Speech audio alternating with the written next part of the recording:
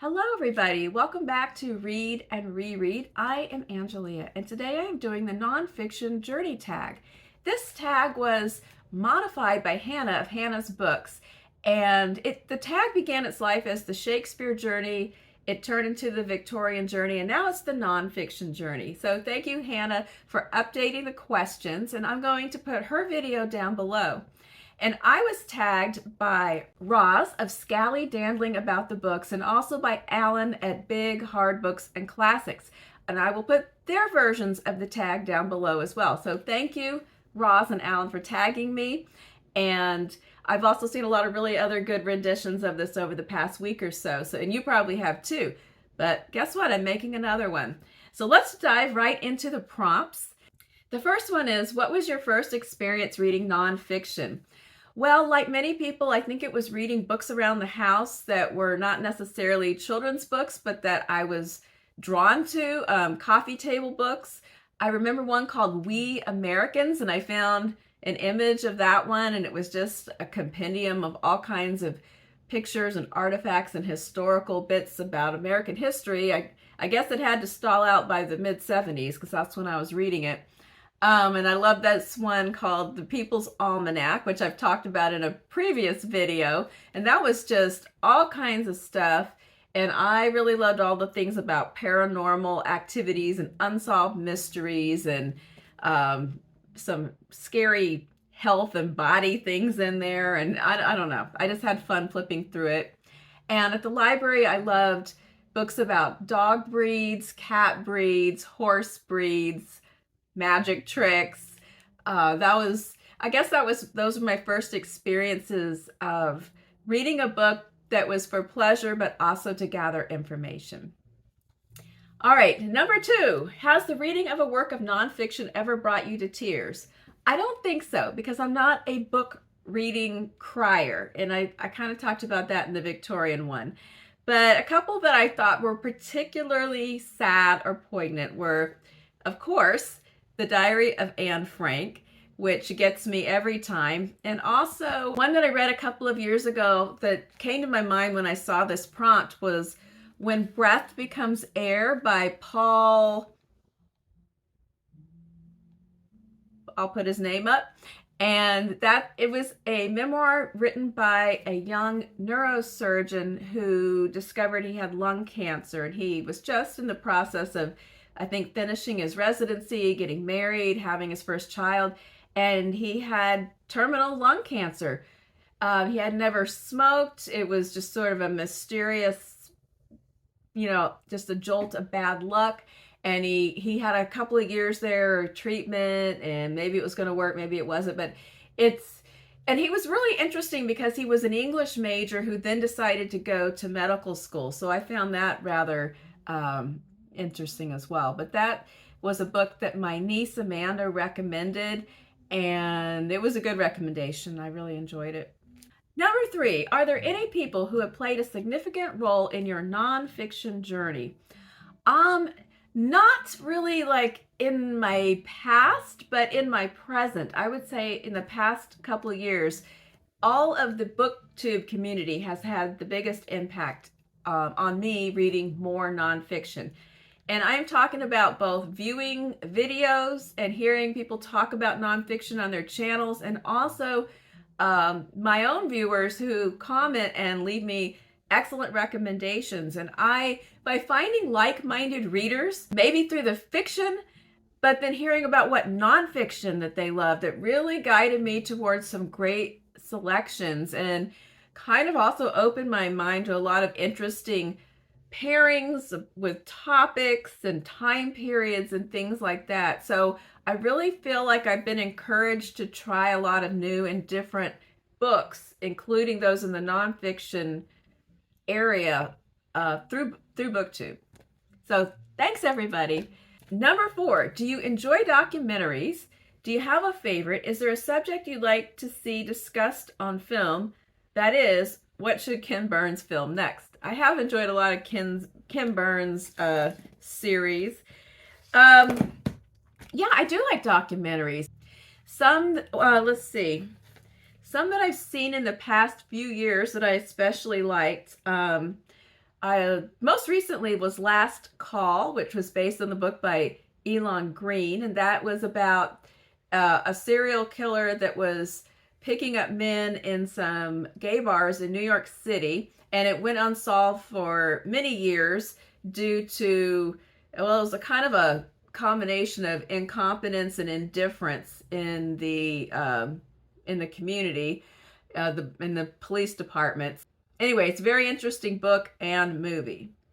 Also, there was a good one I saw on PBS called Tower that was about the shooting incident in the 60s from the UT Tower at the University of Texas. And it was kind of done in a combination of live action and animation. So it kind of felt like reading a graphic nonfiction. I didn't know the history of that event. My husband went to UT, so he knew a little more about it than I did, but it was a very interesting documentary. Summer of Soul, I saw that one last year about a music festival in Harlem in the same summer as Woodstock that really didn't get a lot of play, and there was all this footage, and I think it won the Oscar for Best Documentary. Oh, and then there's one coming up, and it is the reason why I wore this particular shirt today. I'm going to just put in a picture of the shirt because it's easier than trying to get up and get into the frame.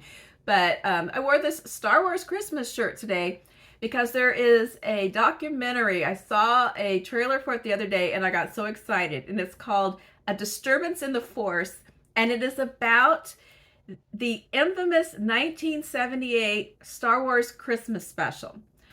And it was shown one time, and it was so bad it was never played again on any network. However, it is alive and well on YouTube if you want to see some pieces of it. I wouldn't suggest sitting through the whole thing unless, I don't know, I don't suggest it. It's so bad.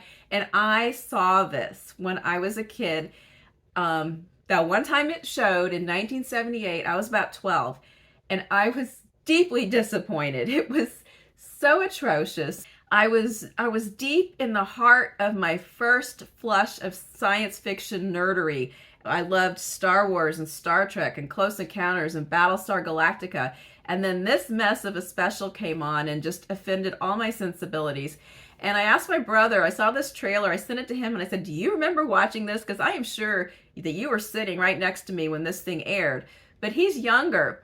And so he would have been about 5 when this came on, and he was like, oh, I remember that. It was great. I loved it. And I thought, well, I guess maybe that was the target audience. But anyway, I want to see this documentary, and I want some accountability for this special that scarred me. And if you were younger, you might not remember that in the 70s, anything that was popular, they thought, why not make a Christmas special about it? And it needs to have skits and songs and it be a variety show. And so they did it with Star Wars, and it was just tragic. Dancing stormtroopers and no, it was bad. So yeah, I want to see this documentary. Let's move on. Number 5, have you read a biography about or a memoir of a person with whom you identify? No, not really. Not really. I don't like biographies. I like kids' biographies, not biographies about kids, but biographies written for children to read. That is my favorite format of biographies. Just anytime there's a topic where I just want to know a little bit more about it, I head to the children's nonfiction section. They get to the point. But no, I've read some really good memoirs, and I was moved or touched or shocked or surprised, but I don't think I identified really. And to me, that's kind of the point. I want to read about somebody really different with different experiences, but feel the empathy or feel the frustration or the joy or the sorrow or whatever is going on about somebody else's life in different circumstances, who lives somewhere else in a different time period or whatever. I don't really want to identify like, oh, that's just like me. A whole book about that would oh, no, thank you. Number 6, read aloud a short passage from you love from a work of nonfiction. For this one, I'm going with the most recent nonfiction book I read because it's fresh in my mind, and that was On Juneteeth by Annette Gordon-Reed. And this is a look at African American Texas history. And she talks in this book about how, in light of recent events where people are challenging the teaching of history and teaching it with updated information about disenfranchised groups, stories that have been told inaccurately, missing information, things like that, and people complaining that that is revisionist history. And she points out in this book that and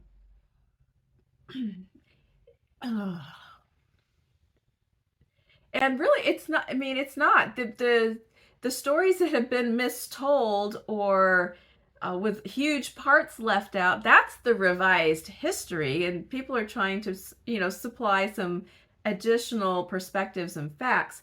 But she talks in this book specifically about how people get very upset about the challenging of their favorite historical stories and characters, and that a lot of these stories and characters have taken on almost like a mythological aspect, and that's one reason that people get so upset when they find out that their history heroes were actual three-dimensional flawed people and not everything they did was virtuous, or where they find out that their the story they heard about Thanksgiving isn't really how it played out, and things like that. And so this is sort of a passage about that phenomenon.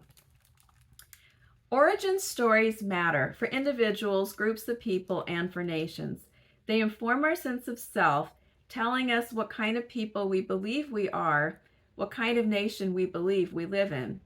They usually carry at least a hope that where we started might hold the key to where we are in the present.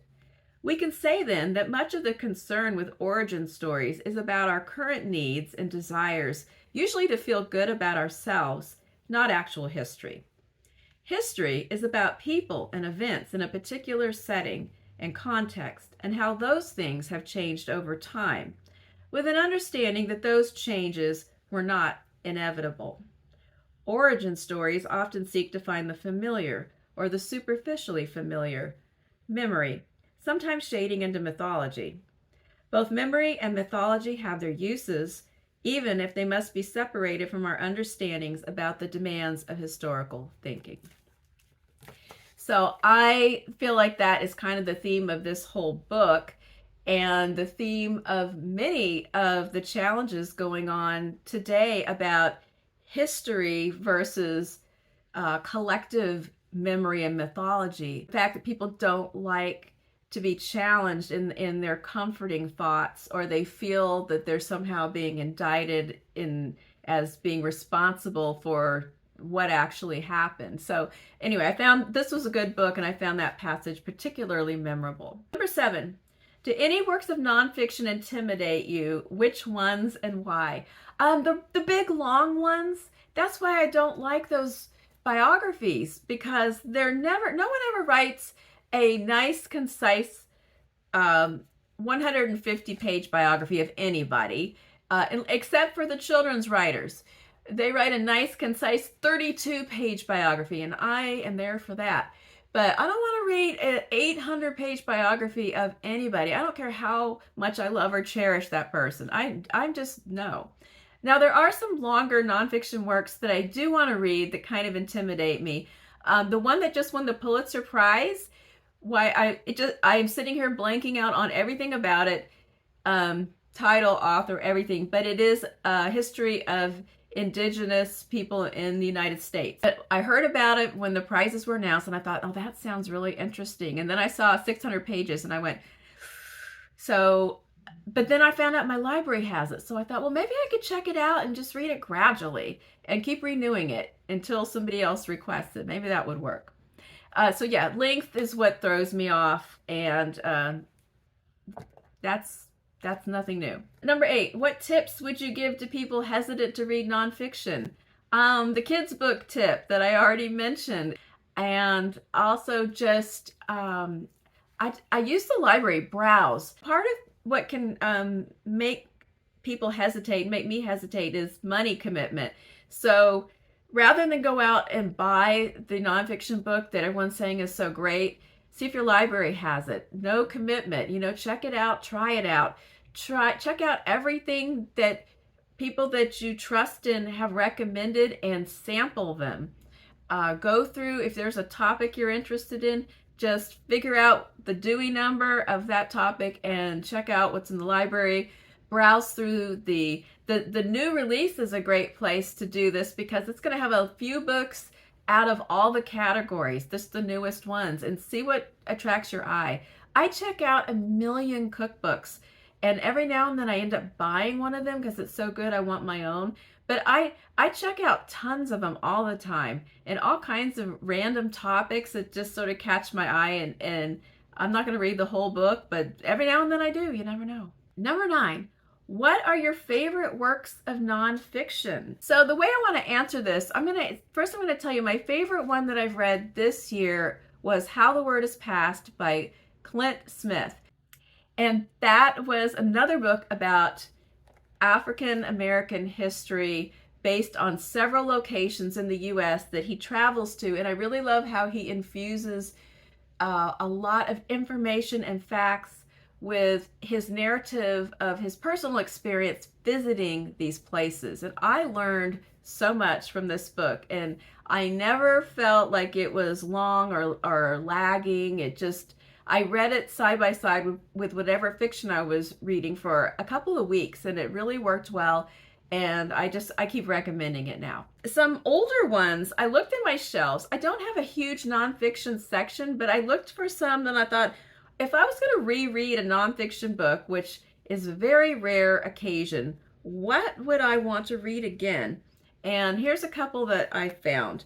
First of all, I would like to see, this would be under the category of how do I still feel about it. These 2 books are memoirs by Geoffrey and Tobias Wolff about their boyhoods.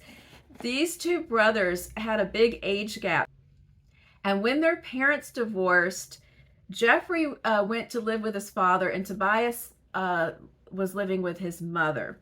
Geoffrey's memoir, The Duke of Deception, I read for a class back in the 80s, and it is about growing up with his dad, who was basically a liar and a con artist, but that he loved and emulated.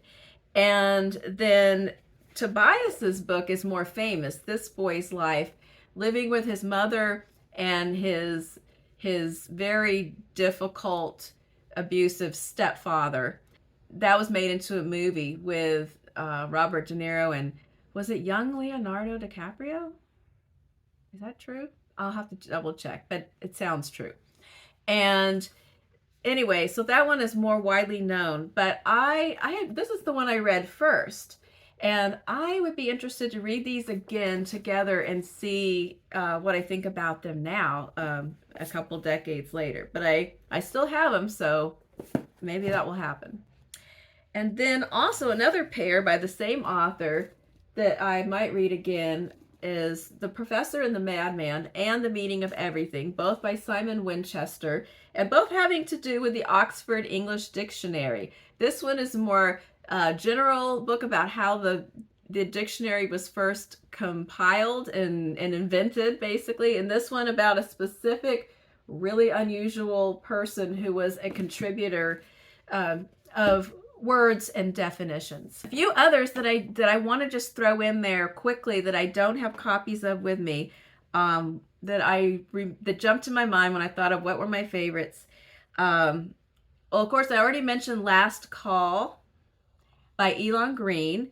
Also, Lost Girls by Michael Kolker, which kind of was a similar type story about another unsolved serial killer situation, and again with a group that was overlooked and discounted by police for many years because the women were sex workers, and some of them had substance abuse problems. And I'm focusing in both those books, focusing on the actual people who died and their friends and family and the loss, and then also the societal aspect of who is considered important or not, whose death is widely publicized and pursued and investigated or not. Anyway, they're very interesting.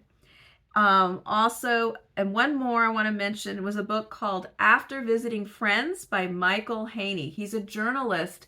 His father died when he was very young, and he was always told that it was this very weird, abrupt thing where his father just collapsed and died on the street when he was, very, very young kid.